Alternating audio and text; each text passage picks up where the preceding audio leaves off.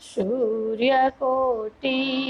समप्रभ निर्विघ्नं कुरु मे देव सर्वकार्येषु सर्वदा शुभकार्येषु सर्वदा गोवर्धनं धरं वन्दे गोपालं गोपरूषिणम् गोकुलोत्सवमीशानं गोविन्दं गोपिकाप्रियम् गोविन्दं गोपिकाप्रियम्। बोलिए श्री पुरुषोत्तम राय की जय। આજે પુરુષોત્તમ માસની વદ સાતમનો દ્રઢધનવા રાજા વાલ્મીકી ઋષિ પાસે પૂર્વજન્મનું વૃતાંત સાંભળ્યું. એના પૂર્વજન્મના પુરુષોત્તમ માસના વ્રતના ફળ સ્વરૂપે તે જે આજે વૈભવ વિલાસ ભોગવી રહ્યો છે તે વાત સાંભળી. આ જન્મમાં ફરીથી એ વ્રત કરવું છે પણ ભૂલાઈ ગયું છે, વિસ્મરણ થઈ ગયું છે. તો કઈ રીતે આ વ્રત કરવું તેનું વિધિ વિધાન ઋષિવર પાસે સાંભળી રહ્યો છે. વાલ્મીકી ઋષિએ વ્રત કેવી રીતે કરવું, તેની પૂજા કેવી રીતે કરવી ત્યાં સુધી સમજાવી દીધા બાદ દરેક વ્રતના એક નિયમ હોય છે.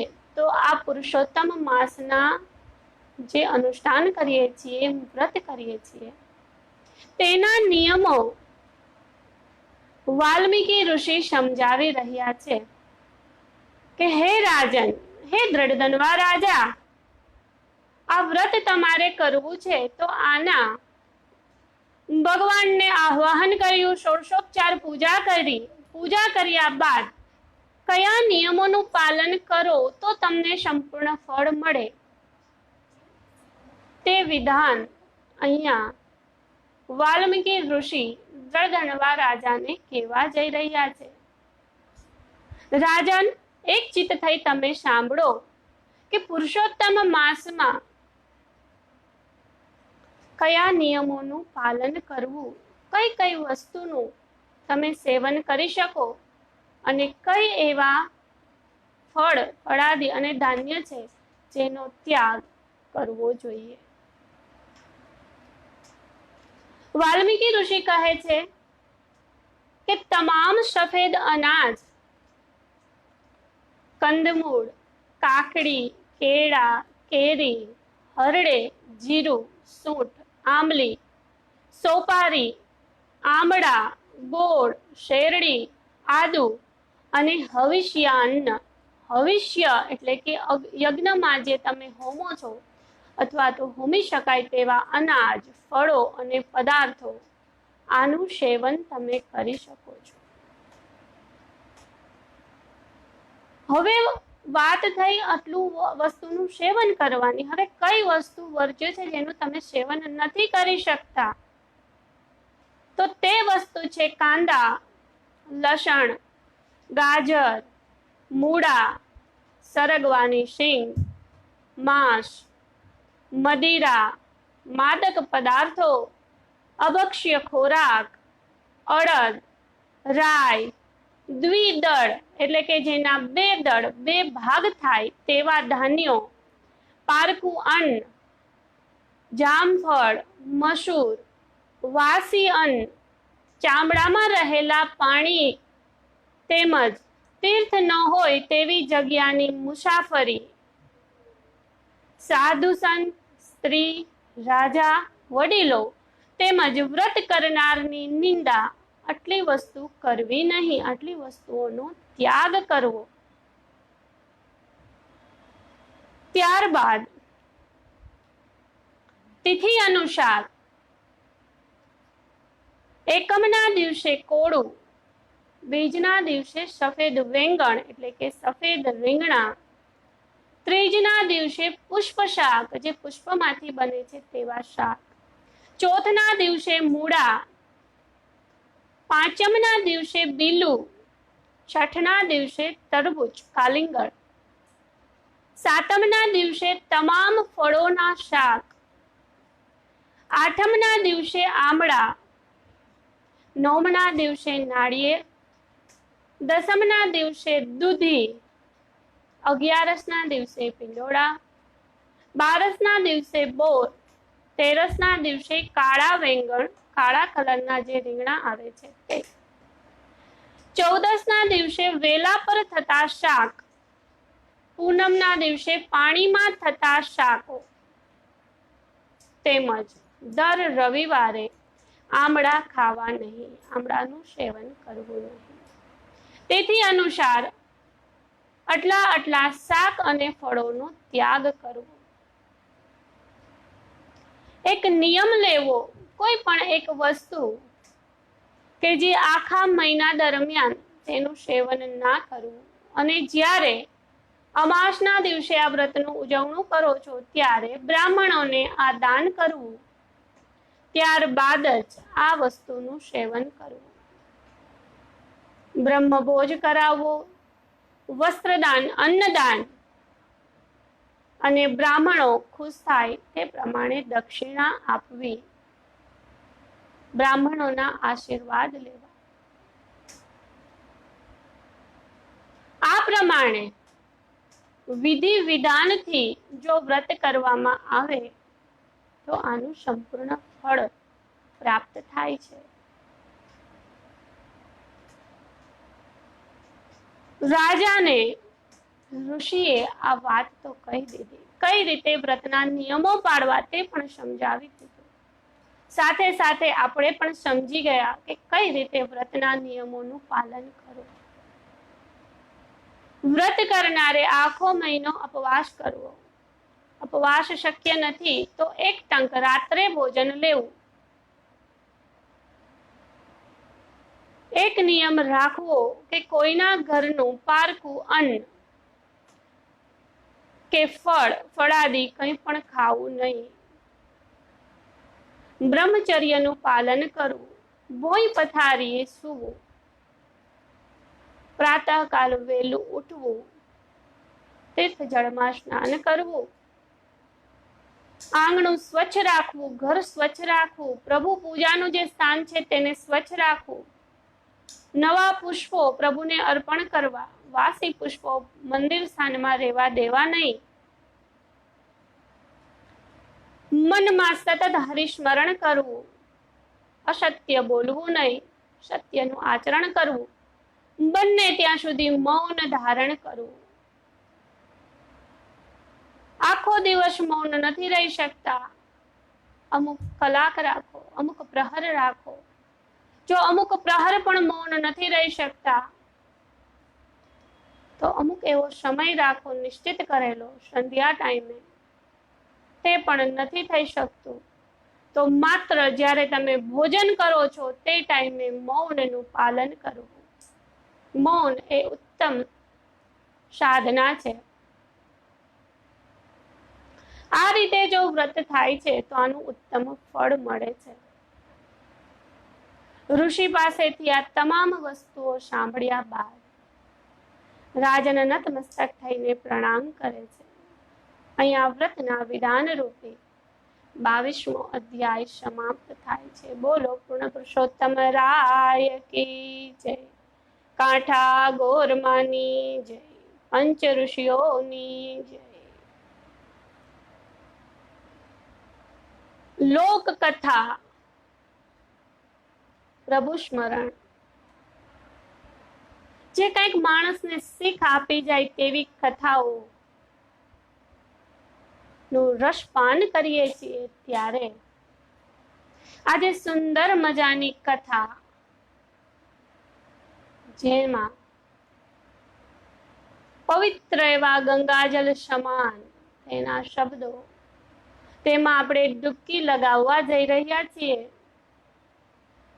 ઘણું શીખવી જાય છે માણસને કેવી રીતે જીવવું.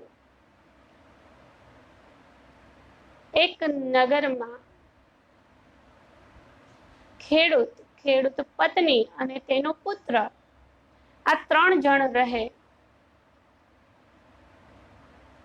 ખેડૂતને ખેતી, 3 જણા સંપી પ્રભુ ભજન કરે અને ખેતીનું કામ કરે. સવારનો પ્રહર પ્રભુનું સ્મરણ કરતા કરતા પિતા પુત્ર બંને વાડીએ જાય છે. માતા ઘરનું કામ પતાવે છે. બપોરે રસોઈ બનાવી અને ભાતું લઈ પિતા પુત્ર માટે આ ખેડૂત પત્ની વાડીએ જાય છે. વાડીએ જઈ હાથ મોં ધોઈ સ્વચ્છ થઈ પ્રભુનો આભાર માની ખેડૂતનો પુત્ર અને ખેડૂત પત્ની 3 ભોજન જમે છે. થોડી વાર વિશ્રામ કરે છે. તરત જ પાછા ખેતરના કામે લાગી જાય છે. વાડીમાં કામે લાગી જાય છે. 3 ખેડૂત પતિ, ખેડૂત પત્ની અને ખેડૂત પુત્ર 3ના મન ગંગાજળ સમાન નિર્મળ અને સ્વચ્છ છે. ક્યારેય કોઈનું બુરું ઈચ્છે નહીં. લેશ માત્ર પણ કોઈની ઈર્ષા નહીં, દ્વેષ નહીં. ભગવાનની ભક્તિમાં જ લીન એવો આ પરિવાર. સાંજ પડે ઘરે આવે, બળદને છોડે, ભગવાનનો આભાર માને અને જમી સાંજે પ્રભુ ભક્તિ 3 સંકીર્તન કરવા બેસે છે. ત્યારબાદ સૂવે છે. આ તાનો નિયમ. અને હંમેશા નિયમ પ્રભુને બહુ પ્રિય છે. જરૂરી નથી કે તમે દરરોજના કાંઈ એવા નિયમ રાખો. નાનો સૂનો એક નિયમ રાખો, પણ પ્રભુને બહુ પ્રિય છે. આ ખેડૂત સવારે જ્યારે બળદ જોડે છે ત્યારે બોલે શ્રી હરિ. જ્યારે વાડીએ બળદ છોડે ત્યારે પણ બોલે શ્રી હરિ. પાછો ઘરે આવે ત્યારે બળદ છોડે ત્યારે બોલે શ્રી હરિ. વૈકુંઠમાં એક દિવસ લક્ષ્મીપતિની સામે નારાયણ નારાયણ કરતા નારદજી આવી પહોંચ્યા છે. નારાયણને મંદ મંદ હસતા જોઈ નારદજી સવાલ કરે છે. સ્વભાવ છે નારદજીનો કે પ્રભુ તમે આટલું સુંદર હાસ્ય આપો છો, એનું કારણ શું છે? શું જોઈ રહ્યા છો તમે મર્ત્યલોકમાં? ત્યારે નારાયણ કહે છે કે હું મારા પરમ ભક્તને જોઈને બહુ પ્રસન્ન થયો છું. નારદજી ત્યાં તો કેમ સહન થાય? પ્રભુ પરમ ભક્ત કેવી રીતે કે મારું નામ જપે છે? નારદજી તરત જ બોલી ઉઠે છે કે નારાયણ, તમારું નામ સૌથી વધારે હું જપું છું, તો તમારો પરમ ભક્ત હું હોવો જોઈએ. બતાવો કોણ છે તમારો પરમ ભક્ત? કે આ ખેડૂત. એ તો આખો દિવસ તેના કામમાં છે નારાયણ. હું તો તમારું દિવસ રાત સ્મરણ કરું છું, છતાં એ પરમ ભક્ત હું નહીં. આ તો માયાપતિ. હસ્યા અને કીધું સારું નારદ, આ વાતનો ઉત્તર હું તમને કાલે આપીશ. અત્યારે તમને આ પાત્ર, આ કળશ જે પાણીથી છલોછલ ભરેલું છે તે તમને સોંપું છું. શરત એક જ છે કે તમારે આખો દિવસ આને હાથમાં રાખવાનું છે, પણ ધ્યાન એટલું રાખવાનું છે કે આમાંથી એક ટીપું નીચે પડવું ના જોઈએ. નારદ કહે ભલે ભગવાન, જેવું તમારી ઈચ્છા. નારાયણ નારાયણ કરતા હાથમાં કળશ લીધો છે અને એ તો ભ્રમણ માટે નીકળી ગયા છે. ભ્રમણ કરવા નીકળ્યા છે. હાથમાં આ કળશ છે. કળશની અંદર ભરપૂર પાણી ભરેલું છે છલોછલ. જો થોડું સેજ પણ આમ તેમ થાય તો એમાંથી ટીપું નીચે પડે, અને પાણીનું ટીપું જો નીચે પડે તો પ્રભુની આજ્ઞાનો ભંગ થાય. આથી નારાયણ નારાયણ કરતા કરતા કળશમાં ધ્યાન જાય છે. ધ્યાન એમાં રહે છે તો નારાયણ ભૂલાઈ જાય છે. ભગવાન આ બધું જુએ છે. આ તો એની જ માયા છે. સાંજ પડી, નારાયણ નારાયણની બદલીમાં હાથમાં કળશ સામી નજર, અને નારદજી વૈકુંઠમાં પધારે છે. નારાયણે કીધું કે આવો નારદ, આજે જુઓ જો તમે મારા કેટલા નામ સ્મરણ કર્યા છે. કળશ સોંપી અને નારદ કહે છે કે પ્રભુજી, એક ટીપું પણ મેં જમીન પર પડવા નથી દીધું. આ કળશ એમ જ છલોછલ પાત્ર પાણીનું ભરેલું છે, તમે સ્વીકાર કરો. નારાયણ હસતા મોઢે આ કળશ તો લઈ લે છે. નારદજીને તેના આજના લીધેલા નામ જપનું તોડામેળ કરવાનું કે છે કે જો તમે આજના દિવસમાં મારા કેટલા નામ સ્મરણ કર્યા. જુએ છે તો આ તો થોડી વાર સ્મરણ થયું, નારાયણ નારાયણ, જેવી કળશ સામું ધ્યાન જાય નારાયણ ભૂલાઈ જાય. પ્રભુએ હસીને કહ્યું કે તમારી પર ખાલી એક જ જવાબદારી કે આ કળશમાંથી પાણીનું ટીપું ના પડવું જોઈએ. એ જવાબદારી નિભાવવામાં તમે મને ભૂલી ગયા. જ્યારે આ ખેડૂત સંસારમાં રહે છે, ખેતી કરે છે, જીવન નિર્વાહ ચલાવે છે, પતિ પત્ની પુત્ર પુત્રી બધા સમાજના જે બંધનો છે બધા પાડે છે, છતાં પણ સવારે બપોરે અને સાંજે જ્યારે બળદ છોડે કે બાંધે ત્યારે નારાયણ શ્રી હરિ બોલવાનું ચૂકતો નથી. તો હવે કહો નારદજી, કોણ પરમ ભક્ત? નારાયણ પ્રભુની લીલા સમજી જાય છે અને નારદજી નારાયણને સાષ્ટાંગ પ્રણામ કરીને કહે છે કે તમારી લીલા અપરંપાર છે અને આજે હું માની ચૂક્યો છું કે જે સંસારમાં સરસા રહી અને મન તમારી પાસે રહે તે જ તમારો સાચો ભક્ત. આવી રીતે આ ખેડૂત પતિ પત્ની અને પુત્ર નારાયણનું સંકીર્તન કરે છે. દર પોણા 3 મહિને આવતા પુરુષોત્તમ માસમાં ઉપવાસ એકટાણા વ્રત કરે છે. આ વખતે ખેડૂતને એવું મનમાં વિચાર આવ્યો કે આપણે ગંગા મૈયામાં સ્નાન કરીએ તો કેવું સારું. પુત્ર અને પત્નીની સહમતિથી નક્કી કર્યું કે પુરુષોત્તમ માસ આવે છે. 2 ગાડા જોડ્યા છે, સામાન ભર્યો છે. એક ગાડામાં ખેડૂત પોતે, બીજા ગાડામાં પત્ની અને પુત્ર ગાડા હાલતા થયા છે. દૂર જાય છે, વિશ્રામ કરે છે. બાજુમાં કૂવો છે, પાણી લઈ હાથ મોઢું ધોઈ સ્વચ્છ થઈ અને અન્ન આરોગવા બેસે છે, બપોરનું જમવા બેસે છે. નારાયણને પણ થયું કે ચાલો ને આજ તો આની હું કસોટી કરું. ત્યાં પહોંચે છે નારાયણ, સાધુનું રૂપ લઈ ત્યાં પહોંચે છે, હાથ જોડીને ઉભા રહે છે. તરત જ આ ખેડૂત, તેની પત્ની અને પુત્ર જે નિર્મળ નદી જેવા ચોખ્ખા જલવાળા મનવાળા છે તે ઉભા થાય છે, પ્રણામ કરીને કહે છે કે મુનિવર પ્રસાદ આરોગો, જમવાનો ટાઈમ છે, અમે જમવા બેસીએ છીએ, કૃપા કરીને તમે અમારી સાથે ભોજન લો. સંન્યાસી કહે છે મને લેશ માત્ર પણ ભૂખ નથી, મને જમવું નથી, પણ મારી એક ઈચ્છા છે, મારે ગંગામાં સ્નાન કરવા જવું છે. ગંગા બહુ દૂર છે, હું થાકી ગયો છું. જો તું મને તારું ગાડું આપી શકે તો એ ઈચ્છા છે. આ પટેલ તો કેવી રીતે પાછો વરે ખેડૂત. તરત જ હજી તો આ શબ્દ પૂરા થયા છે ત્યાં સામાન ઉતારવા માંડ્યો છે ગાડામાંથી અને બળદની રાસ આપી દે છે સાધુના હાથમાં કે લો મહારાજ, જાઓ, તમે સ્નાન કરી શકો છો. આ વાતમાં પાછળ ખેડૂત પત્ની અને પુત્ર પણ રહે તેમ નહીં હતા. પતિના આ કૃત્ય બદલ વખાણ કરતા કહે છે કે સારું કર્યું સ્વામી, આ સાધુ મહારાજને તમે ગાડું આપી દીધું કે ગંગા મૈયા હજી બહુ દૂર છે. આ સાધુ મહારાજ ક્યારે પહોંચે, બિચારા થાકી જાત. થોડે દૂર દેખાતા દેખાતા ગાડું અને આ સાધુ મહારાજ બંને અદ્રશ્ય થયા છે. ભોજન કર્યા બાદ પુત્ર અને તેની પત્ની કહે છે કે તમે અમારા ગાડામાં બેસો, પરંતુ આ ખેડૂત ના પાડે છે કે નહીં, સામાન છે, તમારા બંનેનો વજન છે, બળદ પણ થાકી જાય, હું ચાલતો આવું છું, તમે આગળ ચાલતા થાવ. પુત્ર અને માતા સામાન લઈ ગાડામાં આગળ જાય છે, પાછળ આ ખેડૂત ચાલતો જાય છે. ભગવાને લીલા કરી છે, ખેડૂતને કઈ જમવાનું મળતું નથી. 4-5 દિવસ પસાર થયા પણ કશું જમવાનું રસ્તામાં મળતું નથી, ફળ મળતા નથી. ભગવાન ભગવાન હરિ હરિ કરતો આ ખેડૂત આગળ વધે છે. એક ઝાડ નીચે વિશ્રામ કરવા બેસે છે તો તેના ખોરામાં એક મોટું પાકેલું ફળ પડે છે. ભૂખથી પીડિત, તરસથી પીડિત આ ખેડૂત આ ફળને જુએ છે, પણ ખાઈ શકાય કે નહીં ખબર હતી નહીં. આથી કપડામાં બાંધી થેલીમાં લઈ હાલતો થાય છે કે કોઈ માણસ મળશે તો પૂછી લઈશ કે અજાણ્યું ફળ છે શું, આને ખાઈ શકાય કે નહીં. જો કહેશે કે આ ખાવાનું ફળ છે તો ખાઈ લેશું.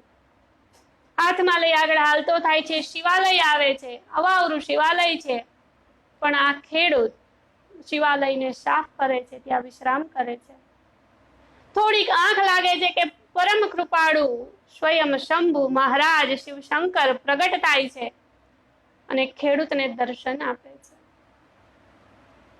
ખેડૂતને કહે છે કે માગ વત્સ, હું તારા પર પ્રસન્ન થયો છું. પણ આ તો ભોળો ખેડૂત, પ્રભુ મારે કઈ નથી જોતું, મને ખાલી એક જવાબ આપો કે આ ફળ જે મારા ખોળામાં પડ્યું તે ખાઈ શકાય કે નહીં, મને એ નથી ખબર. મને 5 દિવસથી ભૂખ લાગી છે, તરસ લાગી છે, કઈ મળ્યું નથી, પણ આ એક ફળ ખોળામાં પડ્યું, હવે આ ખાઈ શકાય કે નહીં, એટલો જવાબ આપો. ભગવાન બહુ પ્રસન્ન થયા છે આ ખેડૂતના ભોળપણથી અને કહે છે મને પણ આ ફળ વિશે ખબર નથી, ચાલ હું તને ગૌલોક વૈકુંઠ લઈ જાઉં છું, ત્યાં આપણે પુરુષોત્તમ નારાયણને આ ફળ વિશે પૂછીશું. આ ખેડૂત તો બહુ ભોળો, સ્વચ્છ નિર્મળ મનવાળો, ભલે પ્રભુ ચાલો નારાયણ પુરુષોત્તમને પૂછીએ, ભગવાનનો હાથ પકડી અને તો વૈકુંઠમાં ગયો. વૈકુંઠમાં નારાયણ આવકાર કરે છે અને પોતાના પરમ ભક્તને, આવા ભોળા હૃદયવાળા ભક્તને જોઈને ખુશ થાય છે અને કહે છે માગ ખેડૂત, શું જોઈએ છે તારે? ફરીથી આ જ પ્રશ્ન ભોળો ખેડૂત, પ્રભુ મારે કાંઈ જોતું નથી, મને ખાલી એટલું કહો કે આ ફળ મારા ખોળામાં પડ્યું, આ ખાઈ શકાય કે નહીં, મને બહુ ભૂખ લાગી છે, હું 5 દિવસ ત્યાં ભૂખ્યો છું, તરસ લાગી છે, કઈ મળ્યું નથી, પણ આ ફળ મળ્યું છે, આના વિશે હું અનભિજ્ઞ છું, જાણતો નથી, કૃપા કરીને કયો હું આ ખાઈ શકું કે નહીં? પ્રભુ હસ્યા છે કે હે પુત્ર, આ તારું પુણ્ય ફળ છે, તું અવશ્ય ખાઈ શકે. આટલી વાત કરે છે ત્યાં બાજુમાં નજર જાય છે, બાજુમાં એનું ગાડું અને બળદ, એની બાજુમાં નજર કરે તો ગાડામાં પોતાનો પુત્ર અને પત્ની. લીલા સમજી ગયો છે મહાદેવની, પણ આ ભોળા ખેડૂતને પોતાના આરાધ્ય દેવના દર્શન કરાવવાની ઈચ્છાથી વૈકુંઠમાં લઈ ગયા હતા. ત્યાં નારાયણ પુરુષોત્તમના દર્શન થયા છે. હવે ખેડૂતને નારાયણ પૂછે છે કે તારા કરેલા પુણ્ય ફળોને કારણે તમે અહીંયા વૈકુંઠના દર્શન કરી શક્યા છો. હવે કહે કે તારે વૈકુંઠમાં રહેવું છે કે ફરીથી મર્ત્યલોકમાં જવું છે? ત્યારે નતમસ્તક થઈ અને આ ભોળો ખેડૂત બોલી ઉઠે છે કે પ્રભુ, મને તમારી સેવા કરવી છે, મારા સહપરિવાર મારે તમારા શરણોમાં રહેવું છે. ભગવાન પ્રસન્ન થઈ તથાસ્તુ કહે છે. આવી રીતે સ્વચ્છ હૃદય વાળો ખેડૂત, તેની પત્ની અને તેનો પુત્ર વૈકુંઠમાં સદેહ વાસ કર્યા છે. આ ફળ હતું પુરુષોત્તમ માસનું, આ ફળ હતું નિસંદેહ, કોઈ પણ કઈ સંદેહ કર્યા વગર માગેલાને દાન આપવાનું. આ ફળ હતું આ જીવન નિષ્કપટ થઈને જીવવાનું. જો માણસ આ રીતે જીવે છે તો અવશ્ય વૈકુંઠનો પ્રાપ્તિ થાય છે. પોતાના આરાધ્યની સાથે તેની સેવા કરવાનો મોકો મળે છે, આરાધ્યની સાથે રહેવાનો મોકો મળે છે. પરંતુ આ નિયમોમાં રહી અને જો તમે તમારા આરાધ્યને ભજી શકો છો તો આજથી આપણે પણ એક નિયમ લઈએ, એક નાનો શુનો એક નિયમ જ ભલે લઈએ, પણ એ નિયમ ભંગ ના થાય એનું ખાસ ધ્યાન રાખીએ અને પ્રભુની પ્રીતિને પ્રાપ્ત કરીએ. હે પૂર્ણ પુરુષોત્તમ રાય, તમે જેવા ખેડૂત દંપતી અને પુત્રને ફળ્યા, તેવા તમારી કથા વાંચનાર, સાંભળનાર, તમારા દર્શન માત્ર કરનારને ફળજો. હે ગોવિંદ, તમારી કૃપા તમારા બાળકો પર સદૈવ રાખજો. બોલો શ્રી પૂર્ણ પુરુષોત્તમ રાય કી જય. काठा गोरमानी जय, पंच ऋषियों की जय, अपने अपने माता पिता की जय.